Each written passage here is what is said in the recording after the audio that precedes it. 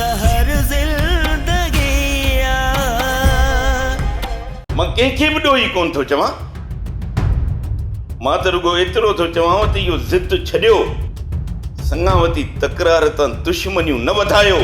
बाबा साईं, तव्हां वटि दाह रबन वारनि जी बि आई हूंदी, ओठे वारनि जी बि आई हूंदी, पर मुंहिंजी दाह तव्हां वटि कॾहिं बि न आई हूंदी।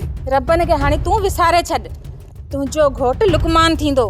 भाॼाई, जे तव्हां मुंहिंजो संग टकनि एवज़ खपायो त छा तव्हां ख़ुशि रही सघंदव?